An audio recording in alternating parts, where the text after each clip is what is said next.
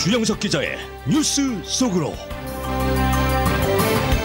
네, 주영석 기자. 안녕하십니까? 네, 도널드 트럼프 대통령은 미사일 등 무력을 앞세운 실제 전쟁을 하지 않은 대신에 세일 에너지, 달러화 등을 앞세워서 경제 전쟁을 하면서 지구촌 전체를 뒤흔들고 있습니다. 특히 세일 혁명으로 불리우는 세일 원유, 세일 가스 등의 발견과 에너지화는 트럼프 대통령이 전 세계를 상대로 강하게 몰아붙일 수 있는 원동력으로 작용하고 있고, 이제 아메리카 퍼스트를 앞세운 새로운 국제 질서가 만들어지고 있는 모습입니다. 자, 이 트럼프 대통령인지 취임한 지 이제 1년 7개월째를 맡고 있는데 미국의 모습을 완전히 지금 바꿔놓고 있는 듯한 그런 느낌이 듭니다. 맞습니다. 이 자신의 모토 아메리카 퍼스트를 내세워서 세계 질서를 지금 재편하고 있습니다. 그래서 국제사회에서 어떤 미국의 모습이 좀 달라지고 있습니다. 네. 2차 대전 이후에 미국은 세계 각국에 대한 어떤 안전을 보장해주고 달러화를 공급하는 그런 방식으로 슈퍼파워의 지위를 굳혔습니다. 네. 그래서 그 민주주의라든가 인권 이런 것을 이제 명분으로 내세워서 이런 것들은 이제 인류 공통의 어떤 그 보편적인 가치이기 때문에 어떤 국가와 상관없이 국가라고 한다면 기본적으로 지켜야 될 것들이기 때문에 네. 이런 가치들 민주주의 인권 등을 내세워서 미국식 질서를 세계에 이제 확립시켜 왔는데요. 그랬죠. 예, 그래서 세계 곳곳에서 미국식 질서를 받아들일 것을 좀 강요해 왔고 대신에 그것을 받아들이는 국가들에게는 어떤 페이버를 주면서 네. 그 결과적으로 미국이 어떤 경제적인 손실도 좀 감소하면서 그러니까 미국 편, 미국의 어떤 동맹을 만들어 갔습니다. 그래서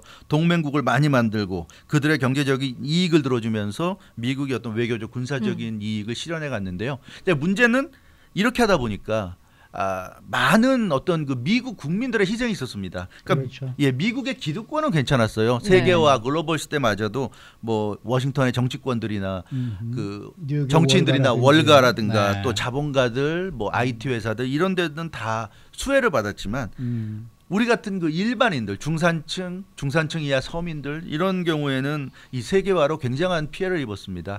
세계화가 되면서 자비 점점 사라졌고 각종 규제가 들어오게 됐고 뭐 이러면서 굉장히 그 피해를 입었고요. 그래서 부익부 빈익빈이 갈수록 이제 심화됐고요. 그래서 월가 CEO들과 일반인들의 그 보수 차이가 뭐 수백 배, 수천 배에 달하는 사실은 미국이 원래 그런 나라가 아니었거든요. 네. 아무리 대기업의 CEO라고 해도 일반 그 엠플로이와 이렇게까지 차이가 안 났는데 그래서 1950년대, 60년대를 거쳐서 살았던 분들이 하는 얘기 들어보면 내가 예전에 살았던 미국은 지금의 이 나라가 아니다. 지금은 예전의 미국과 전혀 다른 새로운 나라다. 이런 얘기를 하고 있는데요. 네, 실제로 네. 좀 완전히 다른 나라가 됐어요. 그래서 마치 예전부터 CEO와 일반 직원들의 격차가 이렇게 크다고 생각하지만 그게 아니라 네. 80년대 이후에 특히 90년대부터 이런 그 흐름이 이제 고착화되기 시작했고요.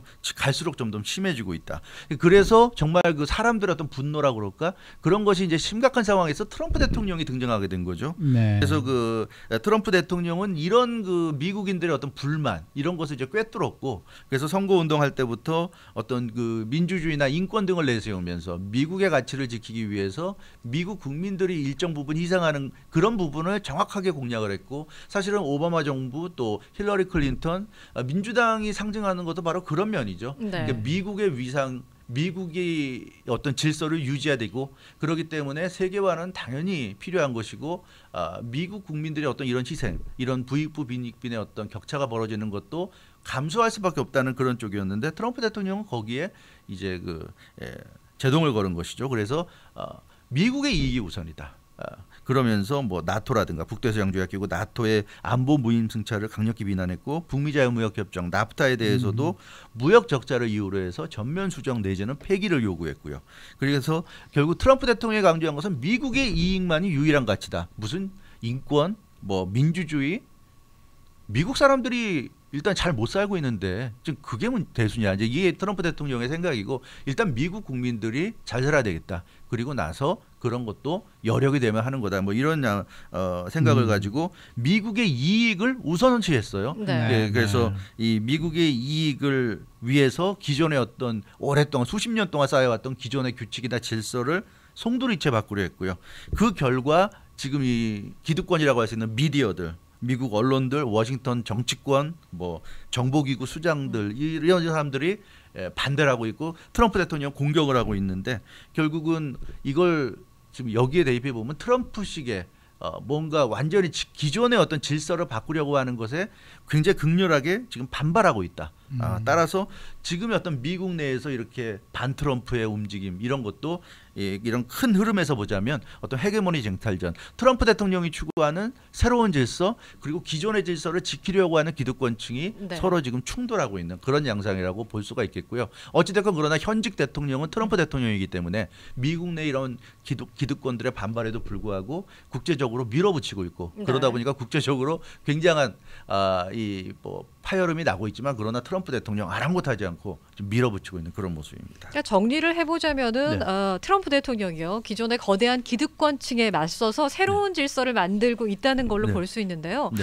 그동안 쌓아왔던 그 기득권층의 세력이 대단하기 때문에 그렇죠. 그냥 예상만 한다면 이게 트럼프가 좀 밀리지 않을까 그렇죠. 이런 생각을 하게 되는데요. 실제로는 지금 선전하고 있잖아요. 트럼프 그렇죠. 대통령이. 굉장히 예상 네. 밖이죠. 지금 본인도 이제 아웃사이더라고 얘기하지만 워싱턴 정치권에서 볼 때 아웃사이더고, 그러니까 월가라든가 워싱턴 정치권이라든가 뭐 엄청난 기득권 그 층이 두텁게 있는데 거기에 트럼프 대통령이 이런 식으로 맞설 거라고는 사실 상상하기 어려웠는데 지금은 그 트럼프 대통령이 어찌됐건 그 1년 7개월이 지나는 동안 보면 굉장히 자기가 원하는 쪽으로 지금 이끌어가고 있다. 네. 이렇게 볼 수가 있을 것 같습니다. 그러니까 트럼프 대통령이 이렇게 할 수 있는 이유는 트럼프 대통령은 통합을 처음부터 목소리를 내지 않았어요. 보통 어느 나라 대통령이건 본인이 대통령이 되면 특정 정파만의 지지를 받는 것이 아니라 전 국민의 나라 전체의 지지를 받고 싶어 하는데 트럼프 대통령은 통합이란 말을 굳이 내세우지 않았고 철저하게 자기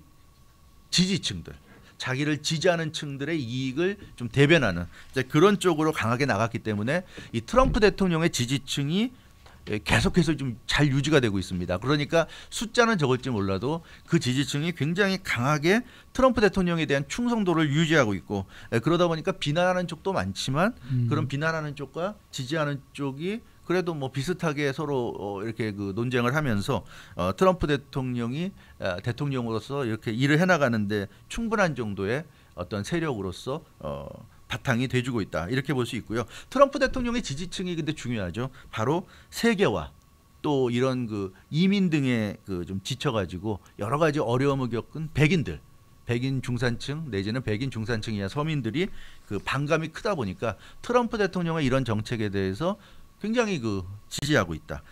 그런 그 이런 백인들의 바탕을 기반으로 해가지고 트럼프 대통령이 굉장히 그 뭐라 그럴까요? 우리 예상보다는 기득권층에 맞서가지고 어찌됐건 본인의 목소리를 내면서 이렇게 본인이 원하는 대로 질서를 지금 바꿔가고 있고 이 실제로 그 미국 피터슨 국제경제연구소의 그 조사 결과를 보면 미국은 매년 무역 때문에 15만 6천 개에 달하는 지금 일자리를 잃고 있다는 그런 지금 얘기가 있거든요. 그래서 이런 정도의 어떤 세계화로 인해서 혜택을 받는 쪽은 일부고 네. 다국적 기업이라든가 월가라든가 일부 IT 기업이라든가 이런 데고 대부분의 일반 미국인들은 힘든단 말이에요. 그래서 네. 그런 것을 정면으로 공략하는 트럼프에 대해서 끌려가는 거죠. 많은 사람들이 그럴듯하다고 생각을 하는 겁니다. 그래서 여론조사상의 지지율은 40% 안팎, 높으면 40%좀 넘고 낮으면 40%보다 좀 더 밑으로 내려가지만 그 정도지만 그 정도의 지지층이 굉장히 강력하게 트럼프 대통령을 네. 아직까지는 믿어주고 신뢰해주기 때문에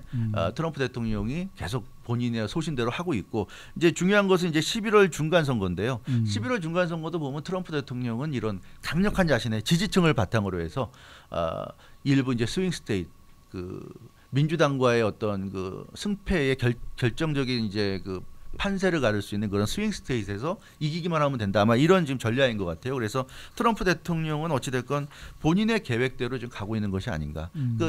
뭐 또 많은 사람들이 볼 때는 나라를 분열로 몰아넣고 있다고 하는데 어찌됐건 트럼프 대통령 입장에서는 모든 사람을 만족시킬 수는 아마 없다고 생각을 하는 것 같아요. 그래서 통합보다는 자신을 지지하는 지지층들의 이익을 충실하게 실현하는 쪽으로 가고 있지 않은가 현재로서는 네. 뭐 그렇게 좀 볼 수 있을 것 같습니다. 근데 그러한 세계 질서라든지 경제 질서라든지 이러한 것들이 지금까지 수십 년 동안 쌓여온 어떤 그 노하우로 인해서 지금 만들어진 그러한 이제 이 상황인데 그것을 깨기 위해서는 뭔가 믿는 구석이 있어야죠. 뭐냐 이거. 맞아요. 그 트럼프 대통령이 도대체 뭘 믿고 이러는 거냐 이거. 바로 거기서 이제 우리가 이제 셰일 혁명을 말씀드릴 수 있는데 트럼프 대통령이 참 운도 좋은 것이 그 동안에는 사실 그 셰일 가스나 셰일 원유가 매장돼 있다는 거는 알고 있었지만 그것을 매장돼 있는 것을 이제 채굴을 해서 끌어올리는데 드는 비용과 그렇게 해서 채굴해낸 것을 이제 팔 때 어떤 그 이익이라든가 이걸 비교해 보면 경제성이 없었거든요. 그래서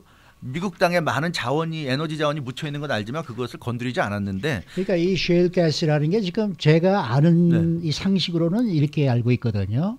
원유, 그러니까 이 뭐 예를 들어서 아랍이라든지 이런 데서 나오는 원유는 그냥 이 파이프를 갖다 박으면 이제 그렇죠. 바로 원유가 그냥 터져 나오는 거 아닙니까? 근데 셰일 가스라는 거는 이 흙이라든지 모래라든지 이런 데 섞여 있는 거란 그렇죠. 말이에요. 네. 근데 거기서부터 이제 그거를 정제를 해서 그렇죠. 가스를 뽑아내는 거기 때문에 이제 분명히 생산비는 더 비싸다. 그렇죠. 이렇게 우리가 알고 있었던 거란 뭐 말이에요. 그 정도 생각하시면 맞는 것 네, 같아요. 그래서 네. 그런 식으로 돼 있기 때문에 그런 에너지가 있는 걸 알면서도 굳이 그거를 못했었죠. 할 필요가 없고 그냥 네, 해봐야 이득이 안 나니까. 이득이 안 되니까. 그런데 이제 기술이 발전하면서 기술이 발전한 거예요. 이제는 그런 셰일 가스나 셰일 원유를 뽑아내는데 그 많은 비용이 들지 않게 됐고 그것을 뽑아내서 양질의 그런 원유나 가스를 기존의 중동 지역에서 나오는 것보다 훨씬 더 저렴한 가격에 판매할 수 있게 됐기 때문에 그래서 이제 트럼프 대통령이 본격적으로 이렇게 전 세계를 상대로 경제 경쟁을 할 수 있게 됐다. 왜냐하면 중동 지역의 원유를 수입하던 시절만 해도 미국도 중동 지역의 뭐 석유 그 유가가 오른다거나 이렇게 되면 거기에 다이렉트하게 영향을 받았거든요. 네. 그래서 70년대 기억하시겠지만 석유 파동이 크게 일어나지 않았습니까? 석유 파동 여러 번 있었어요. 여러 번 있었죠. 네. 그래서 석유 파동 일어날 때마다 미국 국민들도 큰 고통을 겪었고요. 그래서 리차드 닉슨 당시 70년대 대통령이 에너지 독립을 선언했지만 말뿐이었고 현실적으로 그걸 현실화시키지 못했어요. 그래서 미국도 어떤 이 질서를 바꿀 수 없었던 것이 이 뭐 모든 것이 결국 중동과 맞물려 있지 않습니까? 러시아 또 유럽 문제 모든 것이 또 중동을 사이에 두고 있고 중동은 미국이 포기할 수 없는 지역인데 원유 때문에 이게 중동의 어떤 사우디라든가 친미 국가가 있지만 또 반면에 이란이라든가 이런 국가는 또 러시아와 가깝고 그 미국 입장에서는 이 중동 지역의 문제를 해결할 수가 없었고 그러다 보니까 앞서 말씀드렸던 그런 명분을 가지고 서로 대립하는 상황. 그런 상황으로 갔고 트럼프 대통령처럼 이렇게 극단적인 어떤 선택을 할 수가 없었어요. 그렇게 되다가 미국도 힘들어지니까. 그런데 이제는 이 세일 에너지 혁명 이후로 미국은 중동 지역이 예를 들어서 흔들려도 중동에서 원유가 생산이 안 되는 그런 상황이 생기더라도 미국은 상관없어요. 왜냐하면 미국 내에서 나오는 원유나 가스 가지고 충분히 에너지를 할 수 있기 때문에 그런 이제 시대가 됐기 때문에 강력한 이런 정책을 펴게 됐고 뭐 중국이 반발하고 뭐 러시아가 반발하고 유럽이 반발해도 트럼프 대통령이 이제 밀어붙일 수 있게 됐다. 이제 이런 배경이 굉장히 크게 자리했다는 점에서 이것을 뭐 물론 트럼프 대통령이 알고 있겠지만 어찌됐건 굉장히 좀 이런 그 시기적인 타이밍상의 덕을 본 것도 사실이다. 이렇게 말씀드릴 수 있을 것 같습니다. 그리고 달러 패권이 변함없이 작용을 하고 있는 것도 트럼프 대통령에게 힘을 실어주는 부분 가운데 하나 아니겠습니까? 이것도 사실은 굉장히 럭키한 부분이에요. 뭐 달러 패권이야 워낙부터 미국의 강력한 무기였지만 이 지난 2008년 금융위기 사태 때 미국뿐만 아니라 전 세계가 금융위기 때문에 큰 어려움을 겪었잖아요. 그래서 오바마 대통령 시절에 돈을 엄청 풀었습니다. 양적 완화. 그래서 세 차례에 걸친 대규모 양적 완화를 통해서 달러화가 엄청나게 시중에 풀렸는데 그게 전 세계로 흩어져서 결국은 그렇지 않아도 이 미국 달러화에 대한 의존도가 강한 전 세계가 이 2008년 금융위기 사태 이후에 엄청나게 풀린 달러화 때문에 더 미국의 그 달러화에 예속이 돼버렸죠. 이제 그런 상황이 되다 보니까 이 달러 패권이 더 공고해졌습니다. 지금 그 미국이 연준이 뭐 금리 올린다고 예고만 해도 벌써 전 세계가 그 기침 정도가 아니라 심각한 감기에 걸릴 정도가 됐는데, 그래서 이 달러화가 굉장히 그 전 세계에는 강력한 무기가 됐어요. 그래서 트럼프 대통령이 이 달러화에 대한 의존도가 높다는 걸 또 꿰뚫어보고 이 굉장히 그 경제적으로 압박을 가하고 있고요. 그래서 터키 같은 경우도 좀 굉장히 어려운 상황에 처해 있고, 중국도 오늘 뉴스가 나왔지만 그 미국의 그 이 무역 전쟁에 물러서지 않겠다고 하는데 일단은 큰 소리 한번 친 것으로 보여지는데요. 그러나 이 달러와의 이런 그 강한 그 이 패권을 앞세운 미국의 공세에 뭐 지금 터키가 속수무책 무너지고 있듯이 아마 중국도 길게 버티지는 못할 것으로 보여지는데요. 이제 이런 것을 보면 왜 트럼프 대통령이 이렇게 경제적으로 강하게 나갈 수 있나 이런 배경이 있다. 따라서 미국의 또 이런 그 무역 전쟁이 장기화되면 어려움이 있지 않을까 걱정하는 그런 목소리도 있지만 그러기 전에 전 세계가 아마 견디기가 어려울 겁니다. 그래서 트럼프 대통령의 이런 공세가 어찌됐건 시대적으로 먹혀드는 시대다. 뭐 우리 그렇게 좀 볼 수 있을 것 같습니다. 네. 수고 많으셨습니다. 감사합니다. 주영석 기자였습니다.